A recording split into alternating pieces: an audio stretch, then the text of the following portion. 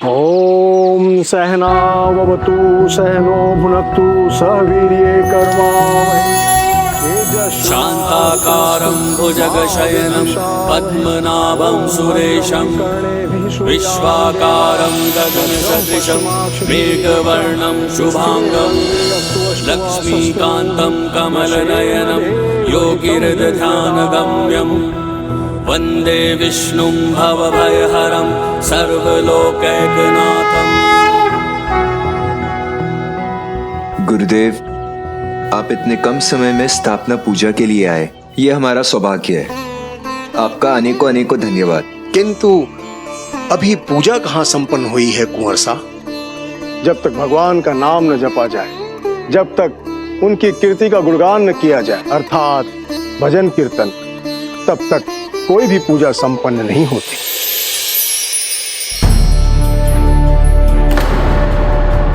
भगवान का काम है तो भगवान का भजन कीर्तन तो होना ही चाहिए। आप लोग अपना अपना स्थान ग्रहण करें।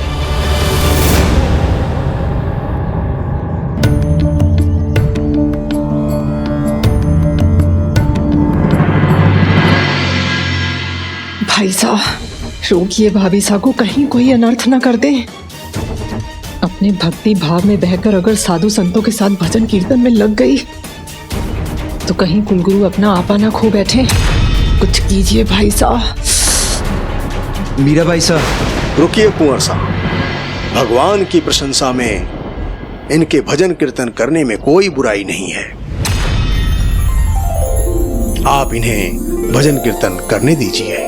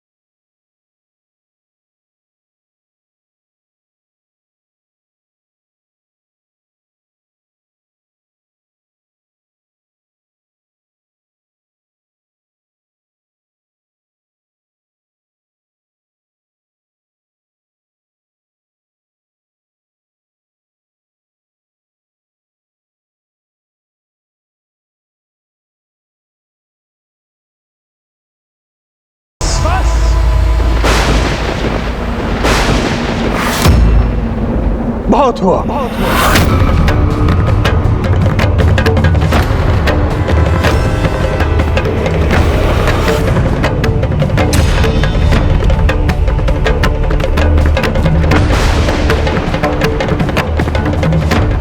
एक महारानी का इस तरह भावावेश में बहकर नृत्य करना शोभा नहीं देता। क्षमा करें गुरुदेव, मैं महारानी तो केवल चित्तौड़ के लोगों के लिए हूँ, किंतु अपने प्रभु के लिए मैं तो सिर्फ एक भक्त हूँ। इनके समक्ष कैसा भेदभाव। एक भक्त अपने भगवान की भक्ति में नाचकर गाकर इनकी पूजा तो कर ही सकता है ना, इसमें गलत क्या है? आप भूल रही हैं महारानी, आपके सम्मुख मात्र एक कुलगुरु नहीं, वो खड़ा है जिसने अपना संपूर्ण जीवन भगवान की भक्ति और ज्ञान की प्राप्ति में व्यतीत कर दिया है। परंतु आज तक मैंने न भक्ति की मर्यादा को लांघा और न ही कुल गुरु की मर्यादा को।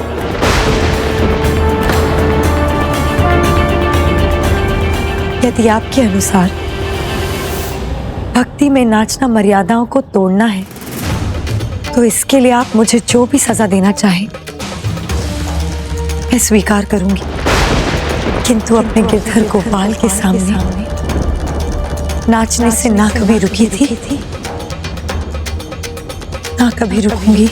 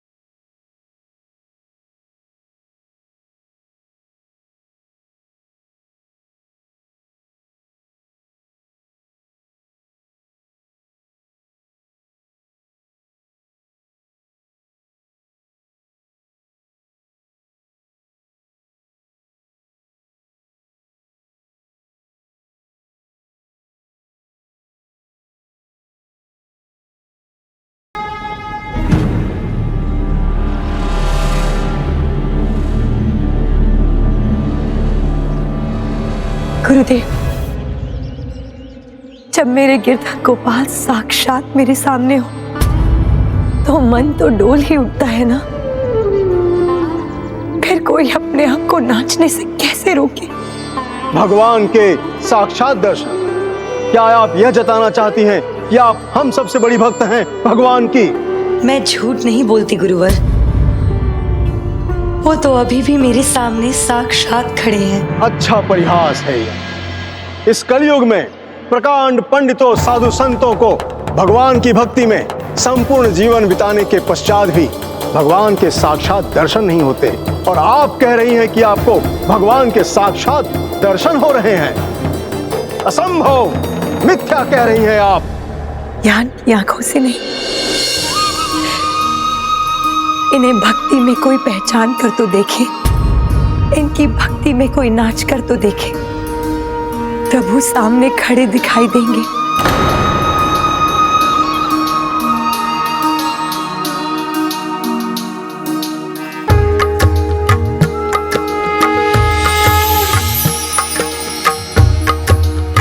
मीरा की प्रेम और भक्ति भरी आंखों से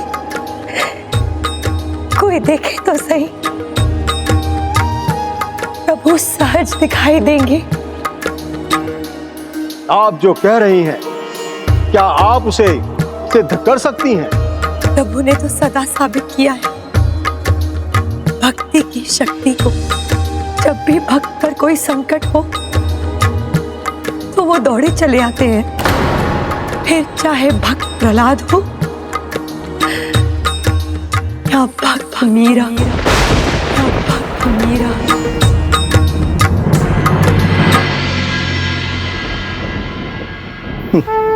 भक्त मीरा, उत्तम, अति उत्तम। भक्त प्रहलाद से आप अपनी भक्ति की तुलना कर रही हैं। यदि आपकी भक्ति उतनी ही सच्ची है तो आप इसे सिद्ध करके दिखाइए। जिस प्रकार भक्त प्रहलाद भगवान की कृपा से अग्नि समाधि से सुरक्षित निकलकर बाहर आए थे, उसी प्रकार आप जल समाधि से बाहर निकलकर दिखाइए।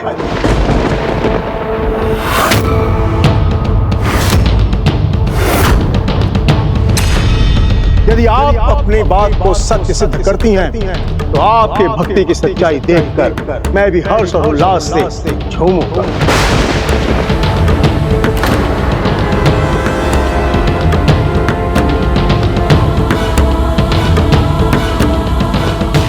भक्त मीराबाई साहब, क्या आप परीक्षा के लिए तैयार हैं?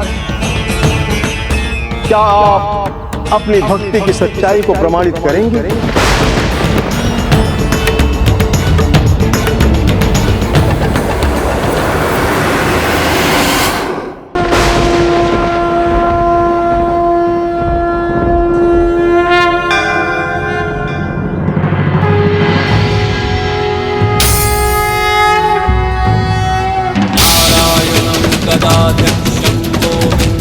निर्णय आपको करना है, या तो दंड या तो जल समाधि।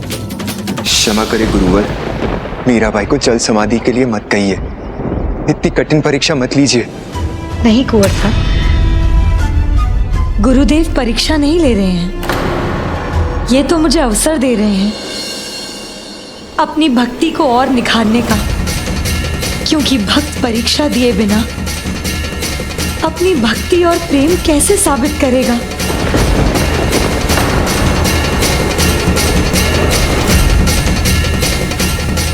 मैं तो गुरुदेव की आभारी हूं।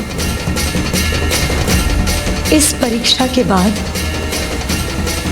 या तो मेरी भक्ति पर कोई संदेह नहीं करेगा, या तो मेरी भक्ति पर हमेशा के लिए एक प्रश्न चिन्ह लग जाएगा।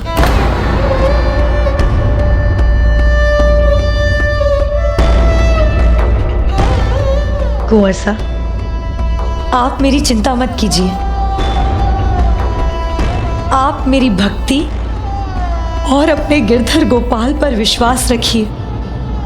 इनकी इच्छा होगी तो मैं जल समाधि क्या, मैं ज्वाला समाधि से भी बाहर निकल आऊंगी।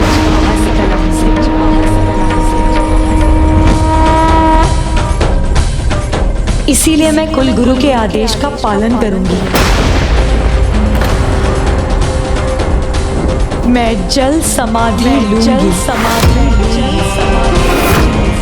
जब भक्त को अपनी भक्ति से अधिक अपने भगवान पर विश्वास हो जाए तो फिर वो सभी चिंताओं से परे हो जाता है, क्योंकि तब भक्त के बचाव का दायित्व उसके भगवान का जो हो जाता है।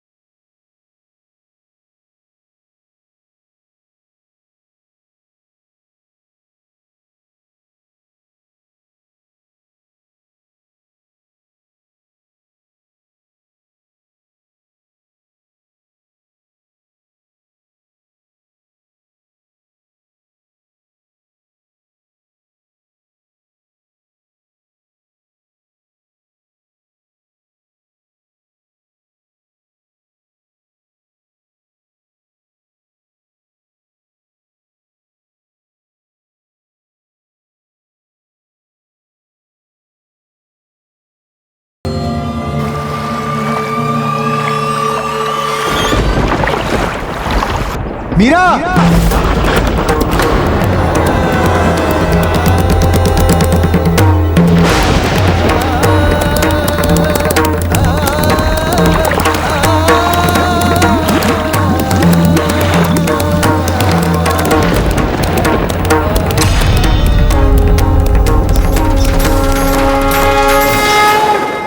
यदि आपकी भक्ति उतनी ही सच्ची है तो आप इसे सिद्ध करके दिखाइए। निर्णय आपको करना है, या तो दंड या तो जल समाधि। नियम और मर्यादा आवश्यक है जिससे समाज स्वस्थ रह सके, किंतु जो नियम और मर्यादा किसी का गला घोट दे, किसी के प्राण ले ले, उसका कोई महत्व नहीं। ये मैं आज समझा। समाज निष्ठुरता पर आ जाए तो सीता माता जैसी पवित्रता की मूर्ति को भी अग्नि परीक्षा के लिए विवश कर देता है, और मीरा जैसी भक्त को अपनी भक्ति का प्रमाण देने के लिए जल समाधि में भेज देता है। आप लोगों को विश्वास हो या ना हो, पर मुझे विश्वास है जैसे सीता माता अग्नि परीक्षा में सफल हुई थी, मीराबाई भी अपने गिरधर गोपाल की कृपा से जल समाधि से सुरक्षित बाहर आएगी।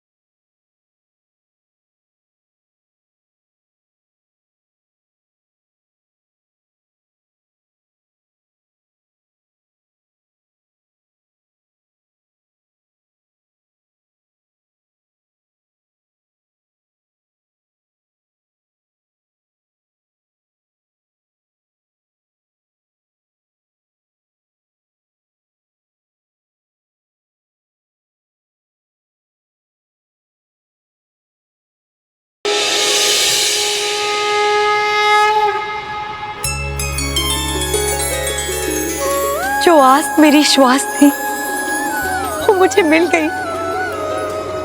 मैं अब सदा आपके चरणों में ही रहूंगी स्वामी, मैं कहीं नहीं जाऊंगी।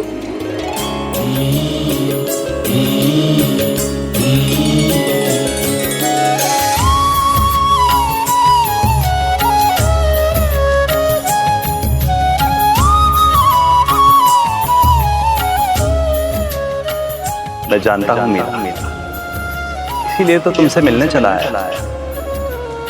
और वो दिन भी शीघ्र आएगा जब मैं तुम्हें स्वयं लेने आऊंगा, जब मैं तुम्हें स्वयं लेने आऊंगा। किंतु वो पल अभी नहीं आया। ये तो बस तुम्हारी परीक्षा की घड़ी।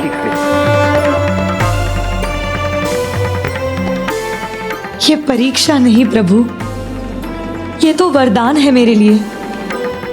और ऐसी परीक्षा तो मैं बार बार अपने जीवन में हर क्षण देना चाहूंगी। मीरा के विश्वास भी आ, प्राण भी आ, और जीवन के आधार भी आप ही हैं। हरि मेरे जीवन प्राण आधार, और आसरो नाही तुम बिन, तीनों लोक मंझार। हरि मेरे जीवन प्राण आधार, आप बिना मुझे कुछ न सुहावे, निखियो सब संसार। हरि मेरे जीवन प्राण आधार।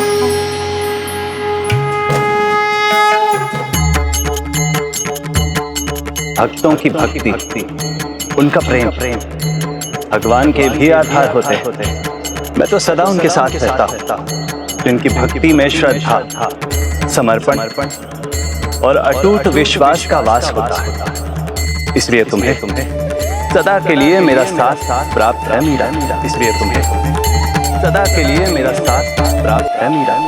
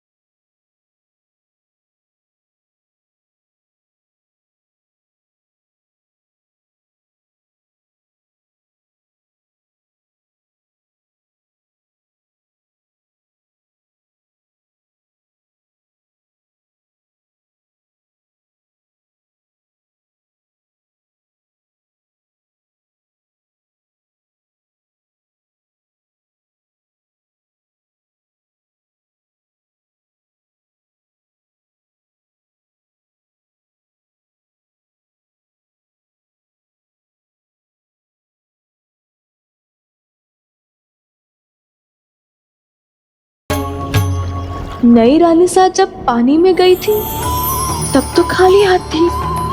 अब इनके हाथ में ये क्या है? मीरा के गिरधर गोपाल।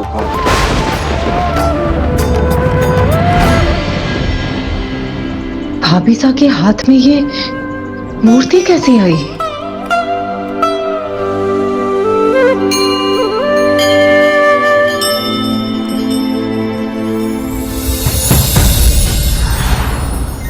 भक्तों की भक्ति, उनका प्रेम भगवान के भी आधार होते हैं। मैं तो सदा उनके साथ रहता हूँ। जिनकी भक्ति में श्रद्धा, समर्पण और अटूट विश्वास का वास होता है। इसलिए तुम्हें सदा के लिए मेरा साथ प्राप्त है मीरा। मैं तुम्हारे साथ था, साथ हूं और सदा साथ रहूंगा। परीक्षाएं तुम्हें मेरे लिए नहीं देनी है, क्योंकि मुझे तुम्हारी भक्ति पर पूरा विश्वास है। तो मुझे अभी अपने साथ स्थान दे दीजिए प्रभु। मीरा तो बस आपकी भक्ति की प्यासी है। किंतु तुम्हारे विश्वास और भक्ति का प्रचार भी तो होना चाहिए। तुम्हारी परीक्षाओं के उदाहरण से ही कलयुग में लोगों की भक्ति को प्रकाश मिलेगा। तुम्हारी यात्रा ठीक वैसी ही यात्रा है जैसे मेरे नंद के गोपाल, यशोदा के कान्हा, राधा के कृष्ण और ब्रिज के बिहारी बनने की यात्रा थी। इस यात्रा के बाद मैं मीरा के गिरधर गोपाल के नाम से भी जाना जाऊंगा।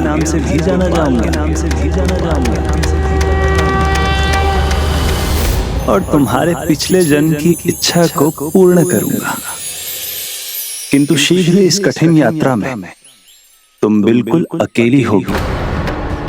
इसीलिए मुझे बताओ मीरा, क्या बिना और किसी की सहायता के तुम इन कठिन परीक्षाओं से गुजर पाओगी? क्या तुम तैयार हो? क्या बिना और किसी की सहायता के तुम इन कठिन परीक्षाओं से गुजर पाओगी?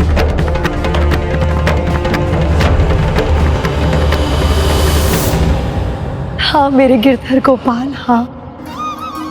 क्योंकि मैं जानती हूं कोई मेरे साथ रहे या ना रहे, आप सदा मेरे साथ रहेंगे, कभी मेरा साथ नहीं छोड़ेंगे। अकेले परीक्षाओं को सहूंगी, तभी तो सारे संसार को पता चलेगा कि मीरा अकेली नहीं, उसके गिरधर गोपाल सदा उसका हाथ थामे रहते हैं। तब जाओ मीरा, प्रमाणित कर दो पूरे संसार को कि सबके कृष्ण कन्हैया मीरा के गिरधर गोपाल।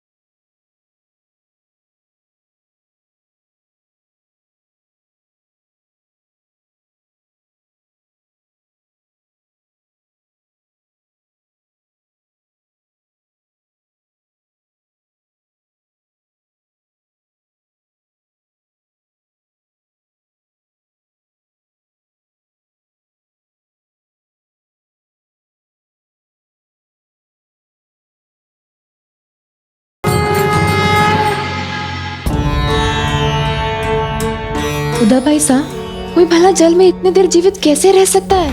ये कोई चमत्कार था या फिर नई रानिसा का कोई छलावा?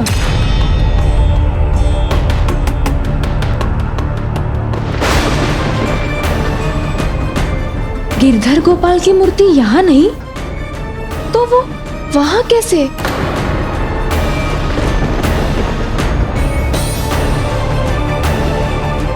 भाई साहब, अब क्या आपको भी मीरा बाईसा की भक्ति पर विश्वास हो रहा है?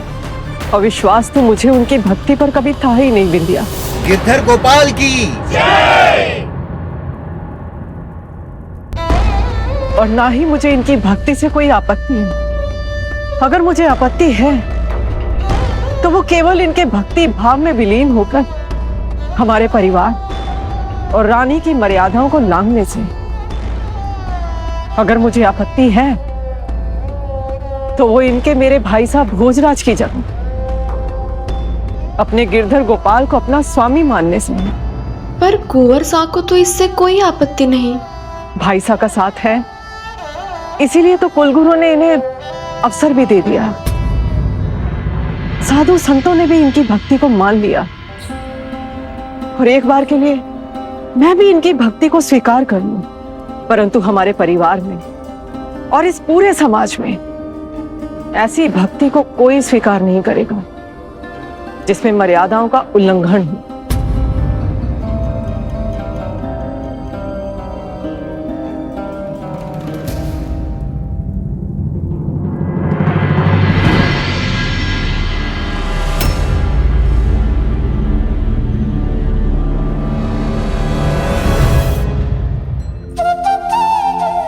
आप चिंता मत कीजिए मीराबाई साहब, आज गुरुजी ने आपकी भक्ति को समझा है, जाना है।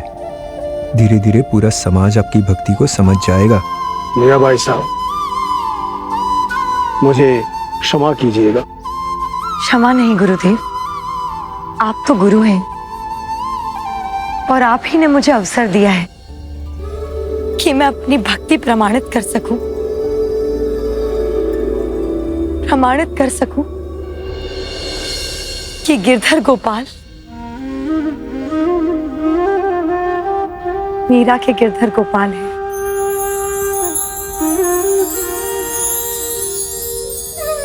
बोलो गिरधर गोपाल की जय, गिरधर गोपाल की जय।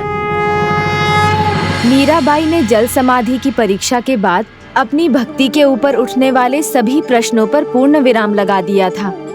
इतना ही नहीं, उनकी प्रसिद्धि दूर दूर तक फैलने लगी थी। किंतु जैसा प्रभु ने मीरा से कहा था, अब उनके पति का साथ उनसे छूटने वाला था और वो इस यात्रा में अकेली रह जाने वाली थीं। क्यों गजानन, क्या होने वाला था ऐसा? क्या भोजराज भी मर्यादाओं के कारण मीरा का साथ देने से पीछे तो नहीं हटने वाले थे? जबकि उन्होंने तो मीरा का सदा साथ देने का वचन दिया था। ये वचन तो उन्होंने निभाया, पर अपना दूसरा वचन ना निभा सके, कभी भी मीरा को स्पर्श ना करने का। किंतु क्यों गजानन, क्यों हुआ ऐसा? कभी कभी परिस्थिति ऐसा ही संयोग प्रस्तुत कर देती है। कठिन समय में जो भी किया जाता है, उसके अच्छे और बुरे दोनों ही परिणाम संभव होते हैं। और मीरा के जीवन में तो विकट परिस्थितियों की जैसे एक श्रृंखला ही बन गई थी। सुख के पहले दुख सामने आ जाते थे। कुंवर साहब, वो रणभूमि में क्या? बताओ मुझे। भाभीसा के पिताजी राव रतन सिंह जी रणभूमि में वीर गति को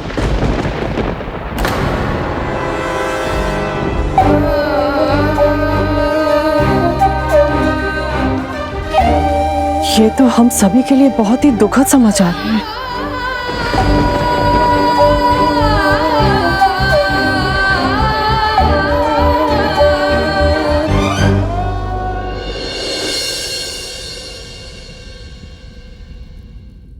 नहीं उदाबाई साहब, ये दुखद नहीं, ये तो सुखद समाचार है। ये तो लौकिक संबंध है। मृत्यु तो देह की होती है, किंतु आत्मा अजर है, अमर है, अनश्वर है। और जब पिताजी सा हरि चरणों में है, तो फिर शोक कैसा मनाना? उन्हें तो वीर गति प्राप्त हुई है। ये तो गर्व की बात है ना उदाबाई साहब। मीराबाई की भक्ति में ही नहीं, इनके इन शब्दों में भी शक्ति है। मैं राज परिवार का भाग हूं, योद्धा हूं, इसलिए मुझे भी युद्ध भूमि में जाना होगा। परंतु भाई साहब, यदि आप भी युद्ध भूमि में चले गए तो राज्य का ध्यान कौन रखेगा? राज्य का ध्यान रखने के लिए राज्य की रक्षा जरूरी है, इसीलिए मुझे जाना होगा। ये मेरा कर्तव्य है। भाई साहब मेरी बात नहीं मानेंगे, परंतु आपकी बात कभी नहीं टालेंगे भाभी साहब। आप ही रोकिए ना इन्हें। हमारे परिवार में से सभी पहले से ही युद्ध भूमि में हैं।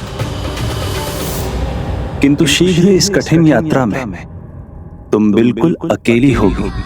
इसीलिए मुझे बताओ मीरा, क्या बिना और किसी की सहायता के तुम इन कठिन परीक्षाओं से गुजर पाओगी?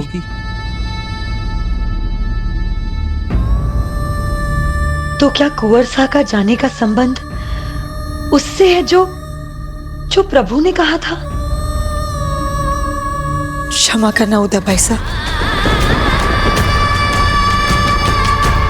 किंतु आप जो चाहती हैं वो मैं नहीं कर सकती।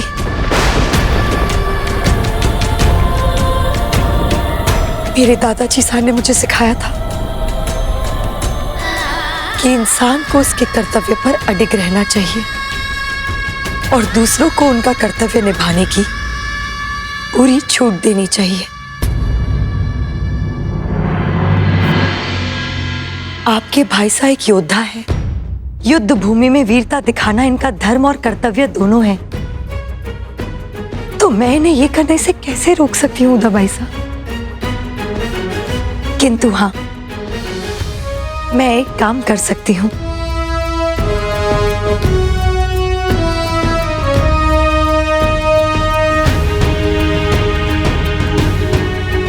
मैं अपने गिरधर गोपाल से प्रार्थना कर सकती हूँ कुंवर सा और चित्तौड़ की रक्षा के लिए।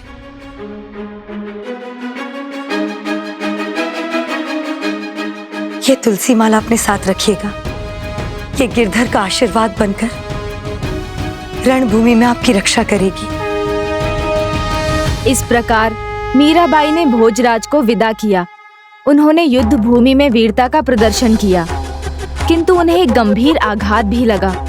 वो तो अपने अंतिम समय तक लड़ना चाहते थे, किंतु उनके पिताजी के आदेश पर उन्हें लौटने के लिए विवश होना पड़ा।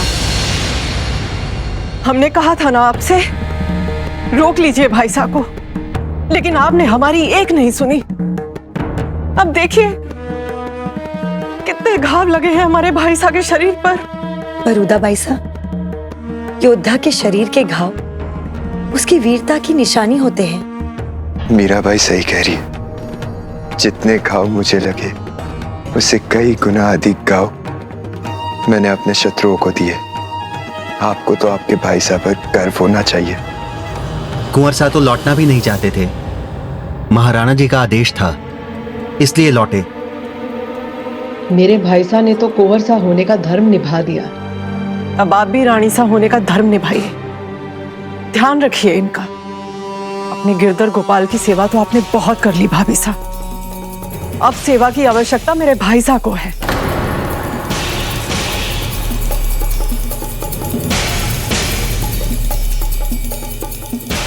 हाँ उदा भाई साहब, मैं इनका पूरा ख्याल रखूंगी, आप चिंता ना करें।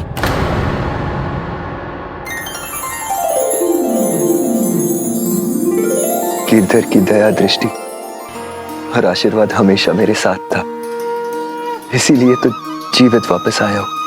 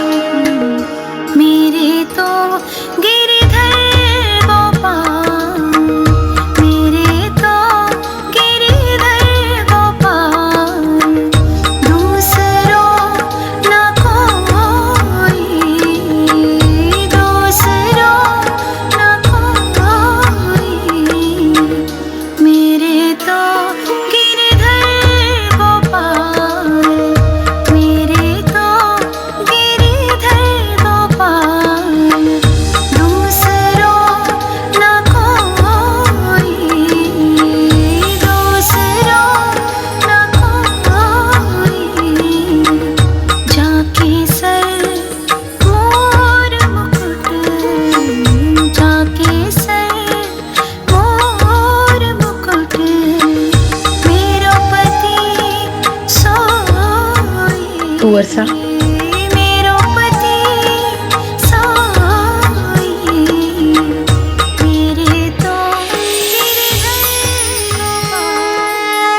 मैंने आपको वचन दिया था, आपकी सहायता करूंगा, किंतु अब देखिए, आप मेरी सहायता कर रही, मेरी सेवा कर रही, जबकि नहीं कुंवर सा,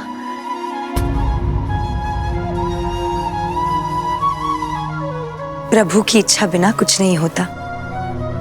ये जो भी हो रहा है उन्हीं की इच्छा से हो रहा है। अब आप भी उनकी भक्ति कर रहे हैं, तो मैं प्रभु भक्त की सेवा कर उन्हीं की तो सेवा कर रही हूँ। पत्नी के नाते ना सही, किंतु मीराबाई ने एक भक्त के नाते दूसरे भक्त की सेवा में कोई कमी नहीं छोड़ी और भोजराज के घाव अब भरने लगे। किंतु प्रभु, आपने तो कहा था कि मीराबाई भोजराज के साथ से वंचित होने वाली थी। हाँ पुष्पदंत जी, अब वो घड़ी भी निकट थी। भोजराज के जीवन में कुछ ऐसा घटने जा रहा था जिससे वो कभी नहीं उबर पाए। संभालिए संभालिए कुंवर साहब, संभालिए। आइए कुंवर साहब, मैं ले चलता हूँ। नहीं देवमल, आज कोई सहारा नहीं। आज मैं खुद चलकर जाऊंगा गिरधर गोपाल के दर्शन के लिए।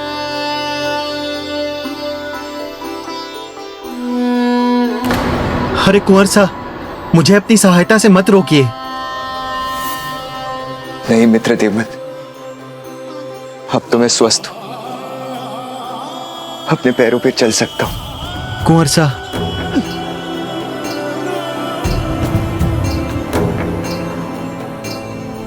बड़े दिनों बाद गिरधर गोपाल के दर्शन होंगे।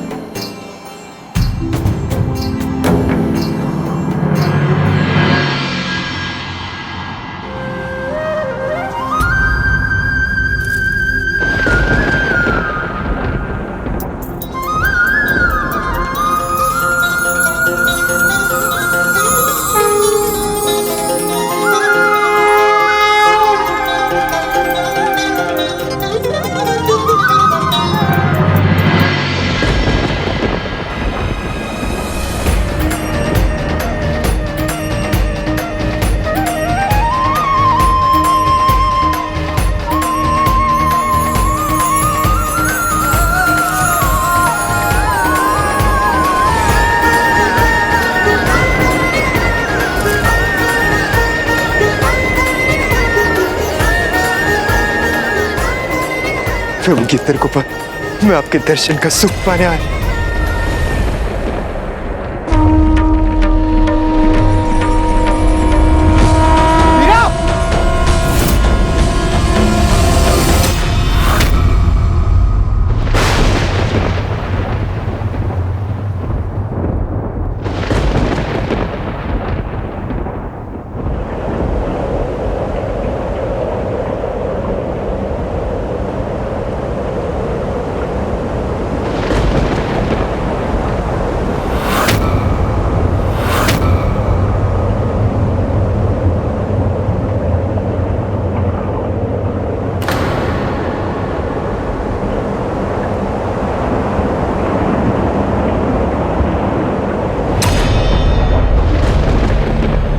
मैं वचन देता हूँ, प्रभु की इस मीरा को स्पर्श भी नहीं करूंगा।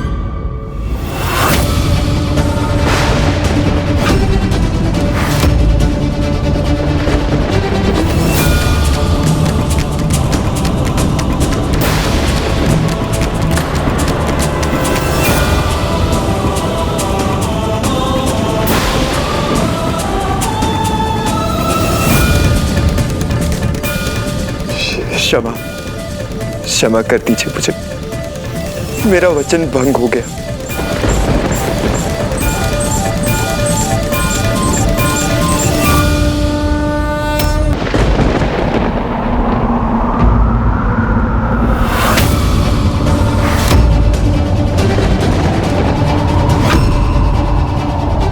मैं वचन देता हूँ, प्रभु की इस मीरा को स्पर्श भी नहीं करूंगा।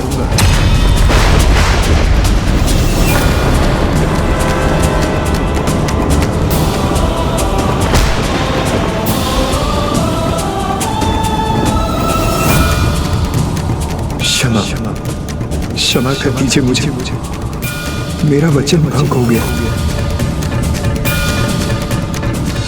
गिरधर गोपाल, ये क्या हो गया मुझसे? कैसा अनर्थ कर बैठा मैं। मेरे मुंह से निकले शब्द पत्थर की लकीर बन जाते। मैं अपना वचन कभी नहीं तोड़ता, पर आज ये कैसा अपराध हो गया मुझसे। नहीं कुंवर साहब, आपसे कोई गलती नहीं हुई, आप दुखी मत होइए। जो भी हुआ अनजाने में हुआ। आपने तो मेरे प्राण बचाने के लिए मेरा हाथ थामा, इसमें कोई अपराध नहीं है। मेरा वचन मुझे अपने प्राणों से भी प्रिय है। आपकी प्राण रक्षा का मैं कोई और उपाय भी सोच सकता था, किंतु मैंने क्या किया? गिरधर गोपाल के सामने दिया वचन, उनके सामने ही तोड़ दिया। नहीं नहीं, ये अपराध है। नहीं, ऐसा नहीं हो सकता। नहीं नहीं कुंवर साहब, मेरी बात तो सुनिए। मैंने जो किया वो अपराध है। मेरा अपराध क्षमा योग्य नहीं। अब मेरा अपराध। नहीं कुंवर साहब, ऐसा मत कहिए, आपने कुछ नहीं किया। मैंने जो किया वो नहीं करना चाहिए था मुझे। नहीं नहीं कुंवर साहब, मेरी बात सुनिए। कुंवर साहब, कुंवर साहब, दरवाजा खोलिए। कुंवर साहब, वचन तोड़ने का दंड मैं भुगतने के लिए तैयार हूं। खोलिए।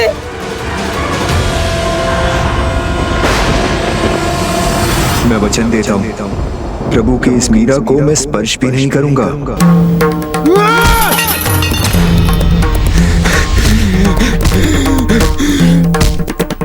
कुंवर साहब, मेरी बात सुनिए, आपने कोई पाप नहीं किया। वचन तोड़कर जीवित रहने का कोई अधिकार नहीं है मुझे। कोई वचन नहीं तोड़ा आपने।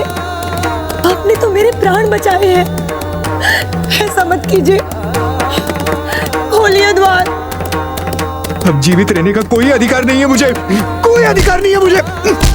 वचन तोड़कर जीवित रहने का कोई हक नहीं है मुझे। व्यर्थ है मेरा जीवन, व्यर्थ। मीराबाई के प्राण बचाने की खुशी भोजराज की वचन भंग करने के दुख को ना भर सकी।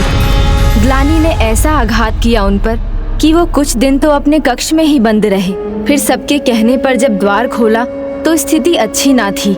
घाव भरने से जो स्वास्थ्य सुधरने लगा था वो फिर बिगड़ने लगा और कुछ ही समय में ऐसी स्थिति हो गई कि वो फिर से चलने फिरने में असमर्थ हो गए। और फिर एक दिन उनकी स्थिति कुछ अधिक ही बिगड़ गई।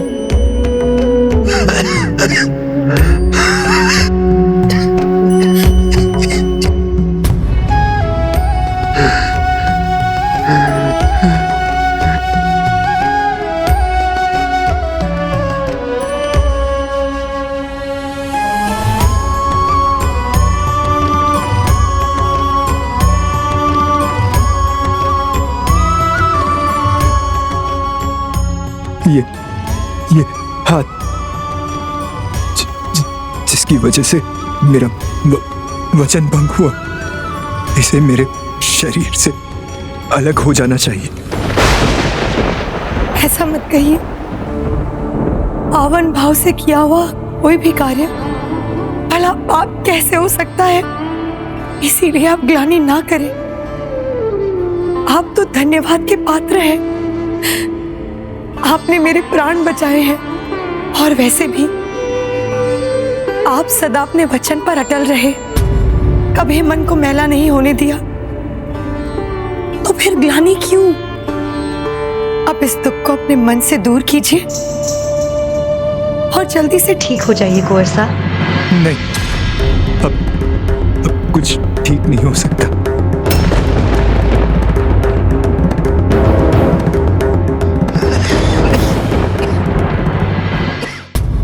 इस कलयुग में पत्नी के सम्मान में अपनी इच्छाओं का त्याग कोई महान व्यक्ति ही कर सकता है।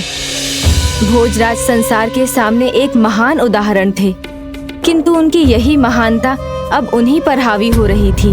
भोजराज को मीरा समझाती रही, पर वो ना समझे और स्वयं को कोसते हुए अपनी मृत्यु की कामना करने लगे। मित्र भोजराज, आपको विश्राम करना चाहिए। नहीं, मुझे अकेला छोड़ दो। मैं मंदिर जाना चाहता हूं।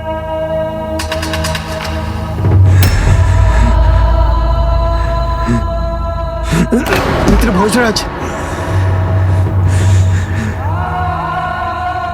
नहीं, मुझे अकेला छोड़ दीजिए। मैं नहीं चाहता कोई भी मेरे साथ चले।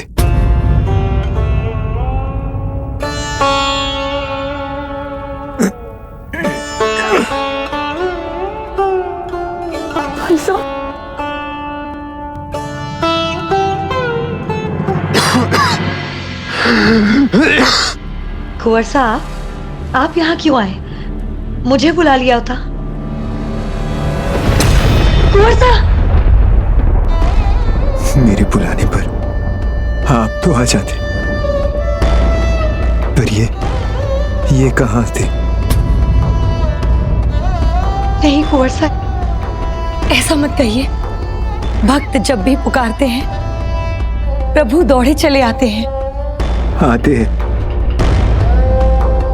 पर आप जैसे महान भक्त की पुकार पर आपकी महानता ही है ना कि मेरे वचन तोड़ने पर आपने मुझे क्षमा कर दिया, किंतु अब इस अपराध बोध के साथ नहीं जी सकता। मैं चाहता हूं मैं अपने प्राण त्याग दूं, अपने प्राण त्याग दूं, अपने प्राण त्याग दूं, अपने प्राण त्याग दूं। वैसे भी मुझे लगता है कि अब मेरा समय आ गया है। आप ऐसा मत कहिए। नहीं मेरा भाई साहब, आप कुछ मत कहिए।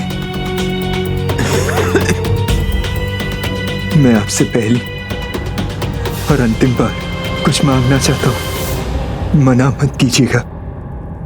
मैंने आपको गुरु माना, गुरु गोविंद तक पहुंचाते हैं। मेरे जीवन का उद्धार कर दीजिए, मुझे गिरधर के दर्शन करवा दीजिए। आप तो परम भक्त हैं उनकी, मेरी गुहार गिरधर तक पहुंचाइए। यदि मुझसे कोई पाप नहीं हुआ तो गिरधर मुझे दर्शन दे, इतनी कृपा करवा दीजिए। मैं प्रार्थना करूंगी अपने गिरधर से, आपके लिए अवश्य प्रार्थना करूंगी।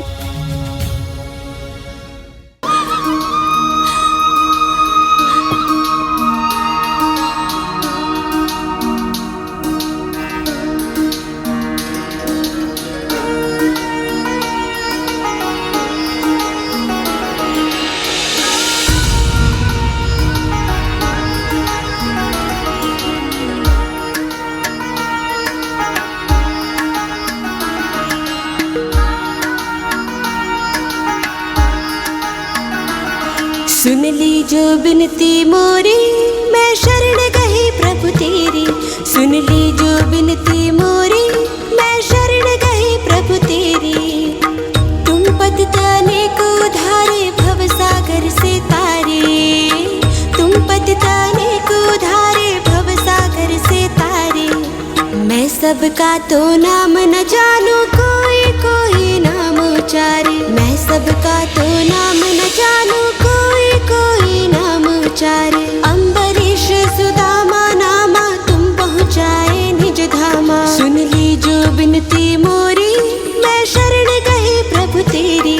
सुन ली जो बिनती मोरी, मैं शरण गई प्रभु तेरी।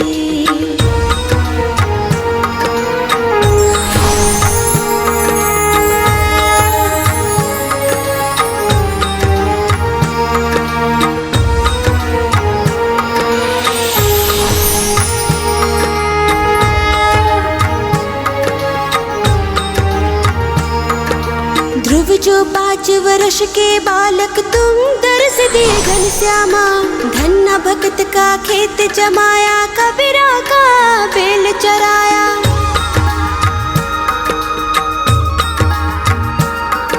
सबरी का जूठा फल खाया, तुम काज किए मन भाया। तुम काज किए मन भाया।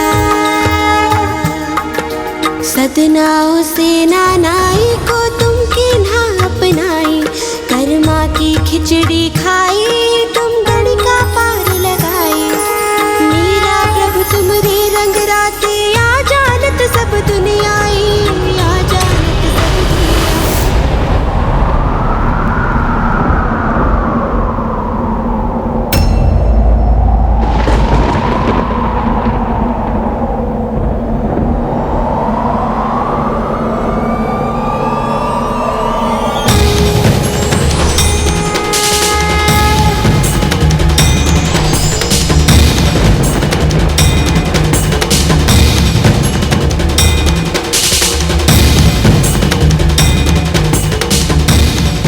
शीघ्र इस कठिन यात्रा में तुम बिल्कुल अकेली होगी। क्या बिना और किसी की सहायता के तुम इन कठिन परीक्षाओं से गुजर पाओगे?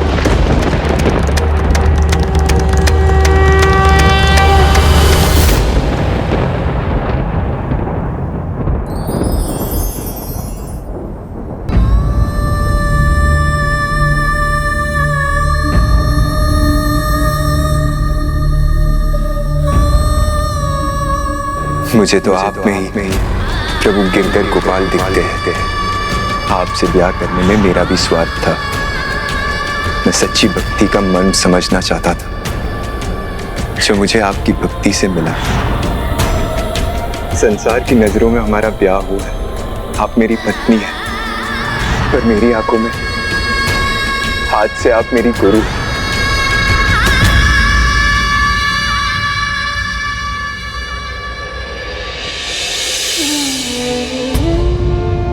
गुरु होने का धर्म निभाया मीरा ने।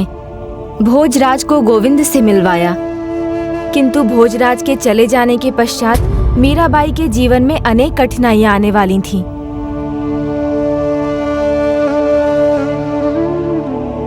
ऐसा क्या होने वाला था प्रभु? भोजराज की मृत्यु के बाद चित्तौड़ ने अनेकों योद्धाओं को खोया।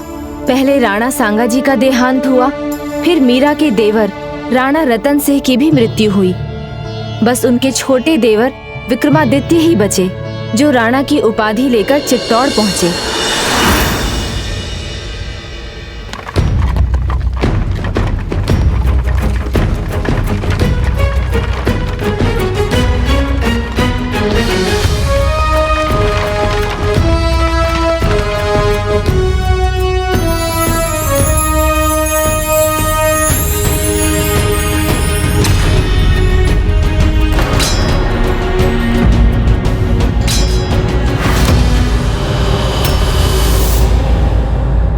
तनिक सी बात पे इतना भयभीत हो जाना चित्तौड़ के सैनिक को शोभा नहीं देता, और जो अपने स्थान पर उचित नहीं होता उसे मैं वहां रहने नहीं देता।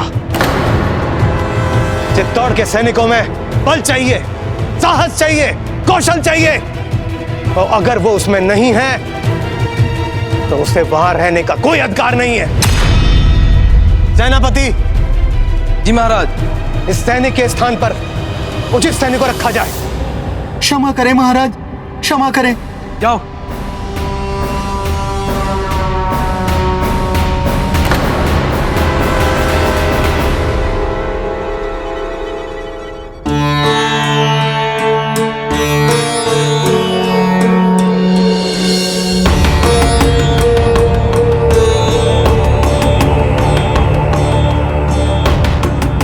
अब यहां पे सभी नियमों का पालन किया जाएगा।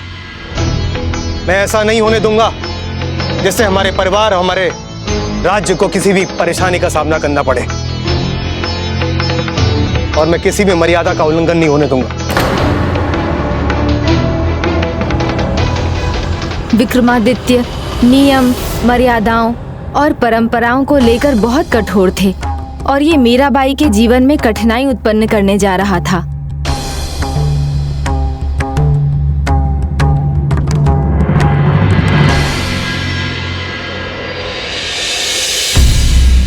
मीरा भाभी सा नहीं दिखाई दे रही। उनसे भेंट करनी थी, उनसे आशीर्वाद लेना था। अरे क्या हुआ? मीरा भाभी सा का नाम सुनते सांप क्यों सूंघ गया? अरे कोई बताएगा मीरा बाई सा कहां है?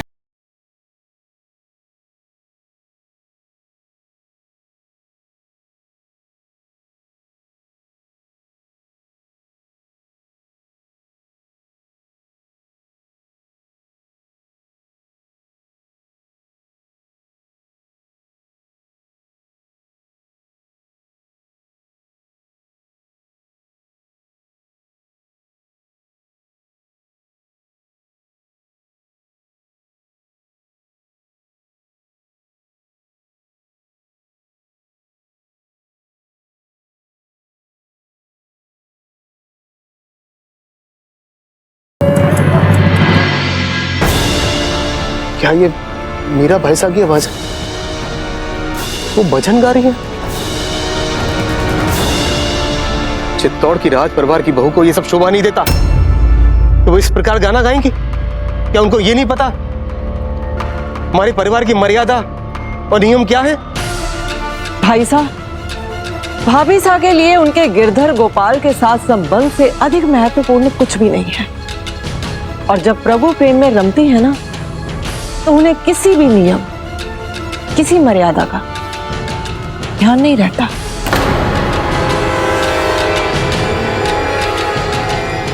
चित्तौड़ के राज परिवार की नियमों की अवहेलना करना मैं कभी बर्दाश्त नहीं करूंगा, चाहे फिर वो मीरा भाभी सा ही क्यों ना हो।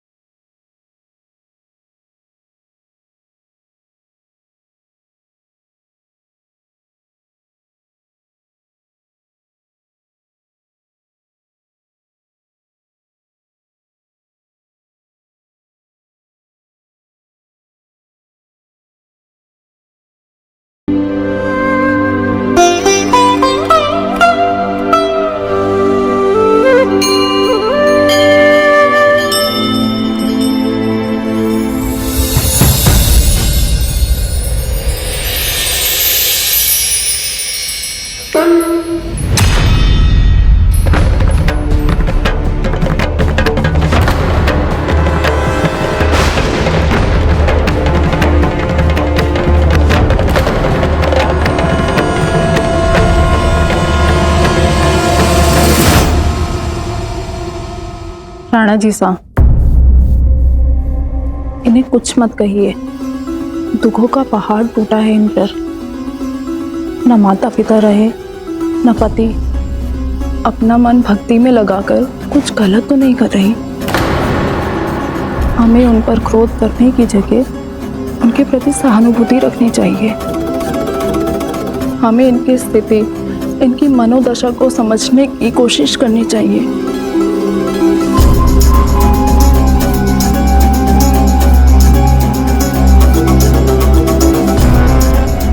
प्रणाम राणा विक्रमादित्य सा।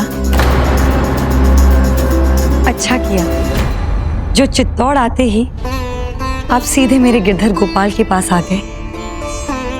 अब आपको इनका आशीर्वाद मिलेगा जो चित्तौड़ के सुशासन में आपकी मदद करेगा।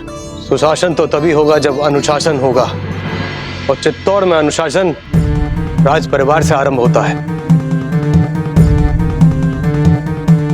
आपके दुखों को देखकर हमने आपकी भूलों को माफ कर दिया। चित्तौड़ का ये राजा अगली बार ऐसा नहीं कर पाएगा।